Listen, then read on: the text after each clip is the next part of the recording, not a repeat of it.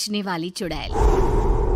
एक बार की बात है, जादूपुर नाम के एक गांव में करतब दिखाती एक औरत एक रेड्डी के लिए गांव में आती है।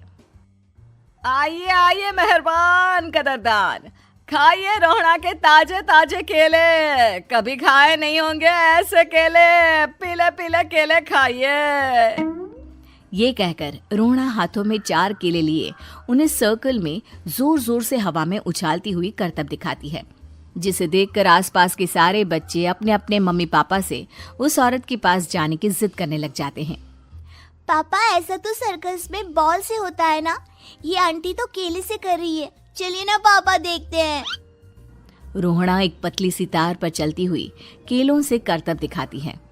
आते जाते सभी लोग बाहर रुककर उसके करतब देखते हैं और वाह वाही करते नहीं थकते। जैसे ही एक आदमी पास आकर उसे पैसे देने लग जाता है, तब वो कहती है, अरे नहीं नहीं साहब, मैं करतब तो बच्चों के मन को बहलाने के लिए करती हूँ। धंधा तो मेरा केले का है। पीछे देखो मेरी रिड्डी, जो भी मेरे केले खाएगा मेरी तरह चुस्त दुरुस्त और तंदुरुस्त हो जाएगा। पता चलता है क्या कि मेरी उम्र 55 की है। अरे पर ऐसे ठंड के मौसम में कोई केला क्यों खाएगा? ये ऐसे वैसे केले नहीं है साहब, ये शरीर में गर्मी देते हैं। ठंड को दूर भगाए जो भी रोहिणा के केले खाए। पापा, अगर मुझे केले नहीं मिले तो मैं घर नहीं जाऊंगी। तभी उसके पापा कहते हैं कि बेटा, केले ठंड में कभी गर्मी नहीं देते। ये सब कहने की बातें हैं, सामान बेचने का तरीका है इनका। पर पिंकी नहीं मानती। मैं केले खाऊंगी। पिंकी की जिद के आगे नत्थू हार जाता है और उसे केले खरीद कर दे देता है। पिंकी खुश होकर केले घर ले आकर खाती है। अब मैं भी करतब करूंगी, कितना मजा आएगा। जादुई केले। पिंकी पहला केला खत्म भी नहीं करती कि वो बेहोश हो जाती है। दूसरे केले से एक काला धुआं आता है और रोहड़ा चुड़ैल बनकर बाहर निकल आती है। मेरे भूतिया केले बच्चे न खाए, ऐसा हो ही नहीं सकता। जादूपुर वालों, कब तक बचोगे? आ गई हूं मैं रोहड़ा, जिसका कोई नहीं कर सकता सामना। रोहड़ा पिंकी को गोद में उठाकर काले धुएं में कहीं गायब हो जाती है। शाम के वक्त नत्थू घर लौटता है और पिंकी को घर में ना पाकर उसकी माँ से कहता है, माँ पिंकी कहाँ है? अरे बेटा, उसे तो तू सुबह करतब दिखाने ले गया था ना, फिर कहाँ वापस आए तुम दोनों? मुझे लगा तू उसे अपने साथ मंडी ले गया होगा। हे भगवान, मेरी बच्ची कहाँ गई? मैं उसे घर ही तो छोड़कर गया था माँ। नत्थू गांव के घर कोने में अपनी बेटी को ढूंढता है, पर उसे वो कहीं नहीं मिलती। परेशान होकर आके रो रो कर नत्थू हिम्मत हार कर घर लौट आता है। अगली सुबह रोहड़ा फिर से करतब दिखाने आती है और इस बार पिंकी की तरह रोनी केले खरीद लेता है। 50 रुपए दिए थे पापा ने, सारे पैसों की मैंने केले खरीद लिए हैं। अब मैं भी आंटी की तरह ही करतबबाज बन जाऊंगा।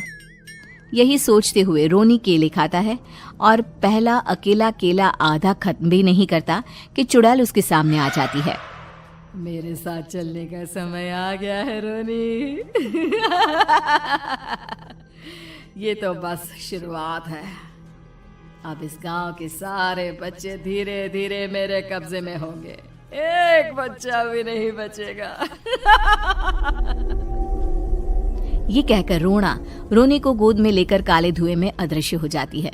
इसके बाद हर रोज गांव में से कोई ना कोई बच्चा गायब होता, पर ऐसा क्यों हो रहा है किसी को भी समझ में नहीं आ पा रहा था। रोज की तरह अपनी बेटी पिंकी की तलाश में नत्थू गांव के एक तालाब के पास बैठा रो रहा था। कहाँ गई मेरी पिंकी? शकुंतला के जाने के बाद एक वही तो मेरा सहारा थी।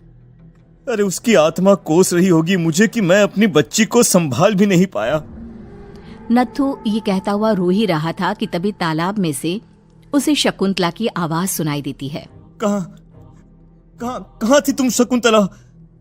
हमारी बच्ची और सारे गायब हुए बच्चे रोहड़ा के कब्जे में हैं। वो बच्चों को जो केले देती है उससे बच्चे बेहोश हो जाते हैं और उसके कब्जे में आ जाते हैं और वो उन्हें ले जाकर काली दुनिया में ले जाती है। पर वो ऐसा क्यों कर रही है? ये मैं नहीं जानती, पर उस दुनिया का रास्ता मैं आपको बता सकती हूँ। जहां ये नदी खत्म होती है वहां एक केले का पेड़ है, उसके नीचे एक दरवाजा है, वहीं से रास्ता जाता है उस दुनिया का। ये कहकर शकुंतला की आत्मा गायब हो जाती है। गांव के सभी लोग झुंड बनाकर उसी रास्ते से काली दुनिया में चले जाते हैं और वहां देखते हैं कि सारे बच्चे वहां काम कर रहे थे। पापा मुझे ले चलो यहाँ से। पापा पापा। सभी बच्चे अपने मम्मी पापा से लिपट जाते हैं। तो तुम लोग यहां तक आ गए? क्यों हमारे बच्चों को पकड़ लिया तूने? तुझे शिकार ही बनाना है तो ले, हम सब आ गए हैं, हमें खा ले। नहीं, मुझे बच्चे चाहिए, मेरे बच्चे के बदले तुम लोगों के बच्चे। क्या मतलब? मैं इसी गांव में रहने वाली एक औरत थी।